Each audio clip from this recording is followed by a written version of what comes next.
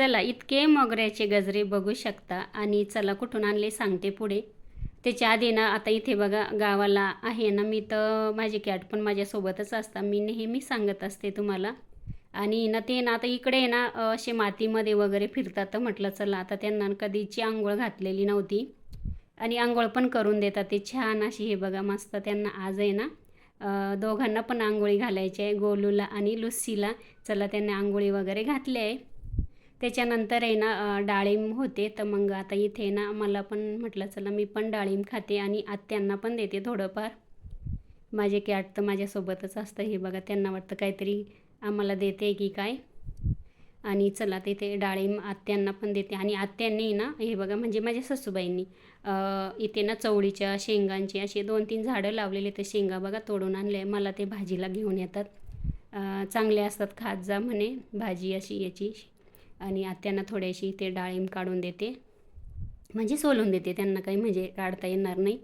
चला नंतर आहे ना आत्यांनी त्या चवळीच्या शेंगा पण अशा आहे ना भाजीसाठी थोड्याच होत्या, तर त्या निवडल्या. आणि इथे ना आता ते थोडासा कचरा झाला तर घर पण झाडून घेते. त्याच्यानंतर आहे ना इथे घराच्या पाठीमागे बघा इतका मोठा आंबा आहे आणि त्याला खूप म्हणजे खूप आंबे हे बघा. आणि खूप वारा आहे आमच्याकडे, म्हणजे खूपच खूपच हवा सुटलेली आहे आणि इतके आंबे पडलेले. आता खाली पण तुम्हाला दाखवते. बाजूला इथे बघा आमच्या म्हशी पण बांधलेले आहे सावलीला, हे आमच्याच घरच्या म्हशी आहे. आणि इथे बघा हे आंबे बघा इतके पडले आणि आत्यांनी ना तिथे ना गोळा करून ठेवले. आत्या म्हणत होते तिथे आंबे पडले सगळे म्हणे आणि ते घेऊन ये म्हणे. चला तिथे बघा मी आंबे घेतलेले आहे, एवढी टोकरी भरली आहे आणि आंबा पण हा खायला खूपच छान आहे. चला आता नंतर आता हे बघा टोकरी भरलेली आहे. आता हे ना कच्चे पण खातात जेवणासोबत ते आमचे घरचे माणसं, नाही तर मग पिकत घालायचे. आता इथे बघू शकता इतके गजरे झालेले आहे बघा. आणि आमच्या घराच्या समोरच मोगऱ्याचं झाड आहे. तिथे ना इतके फुलं येतात ना त्या झाडांना.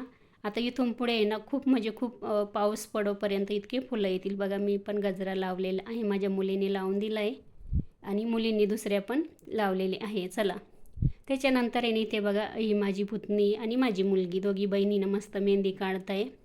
तिने पण गजरा लावलेला आहे बघा. आणि त्याच्यानंतर आहे ना आज म्हणजे तिला आहे ना माझ्या पुतणीला आहे ना मेहंदी खूप छान अशी काढता येते. आणि म्हणजे आपण पार्लरमध्ये काढतो तशीच मेहंदी ती काढत असते. एक दुसरी पण मुलगी माझ्या पुतणीची मुलगी ती पण खूप छान मेहंदी काढते. आणि हे बघा माझ्या मुलीच्या हातावरती ही मेहंदी काढून राहिली. तिचं नाव प्रतीक्षा आहे आणि प्रतीक्षा अपेक्षाच्या हातावर मेहंदी काढते म्हणजे माझ्या मुलीच्या. चला इथेच एंड करते, बाय.